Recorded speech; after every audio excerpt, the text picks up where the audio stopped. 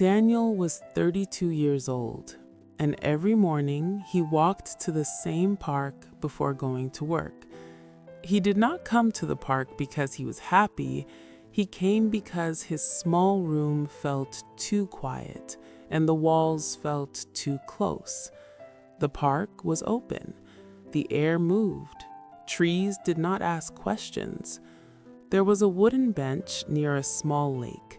The paint on the bench was old and light brown. Some parts were rough. Daniel liked this bench. It was not special, but it felt honest.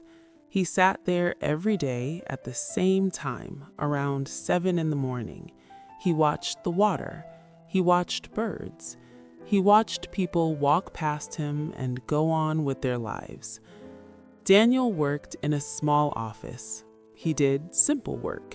He did it well, but his heart was heavy. 2 years ago, his mother had died. He had lived with her for a long time. After she was gone, the house felt empty, too empty. He moved to a small room near the park, but the quiet followed him there. So every morning, he sat on the bench and tried to breathe slowly. One morning, he noticed someone sitting on the other end of the bench. It was an old woman. She was thin and small. She wore a dark blue coat, even though the weather was not cold. Her hair was white and short. Her hands were folded in her lap. She looked at the lake, just like Daniel. He did not look at her for long. He did not want to be rude. The next day, she was there again. She sat in the same place, same coat, same quiet. The third day, the same. They did not talk. Days became weeks. Every morning, Daniel and the old woman sat on the same bench. They did not look at each other much. They did not smile. They just sat and looked at the water. Two quiet people on one quiet bench. Daniel started to feel that her quiet was like his own, heavy but calm. One morning, it started to rain a little. Not strong rain, just soft rain. The old woman was still there. She did not move. Daniel stood up and opened his bag. He had a small umbrella. He walked a few steps and held the umbrella over her side of the bench. She looked up at him. Her eyes were light and tired. "Thank you," she said. Her voice was soft. "You're welcome," Daniel said. They stood there for a second. Then Daniel sat back down. He held the umbrella so it covered both of them. They did not talk more that day, but the next morning she spoke again. "Your name?" she asked without looking at him. "Daniel," he said. "I'm 32. She nodded slowly. "I'm Evelyn. I'm 68. They sat in silence again. The next day, Evelyn brought 2 small pieces of bread in a paper bag. She held one out to Daniel. "For the birds," she said. Daniel took it. "Thank you." They broke the bread into small pieces and threw them to the birds. The birds came fast and loud. Evelyn smiled a little. It was a small smile, but Daniel noticed it. After that, they started to talk a little every day. Not much, just simple things. "How was your work?" Evelyn would ask. "It's fine," Daniel would answer. "How was the weather today?" Daniel would ask. "Quiet," she would say, even when it was not. One morning, Daniel did not come.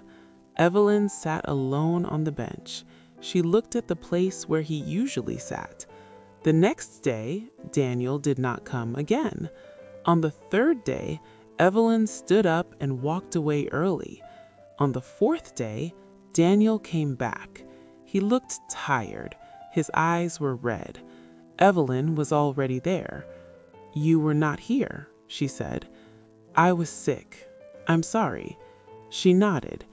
"I'm glad you're back." They sat quietly. After a few minutes, Daniel spoke.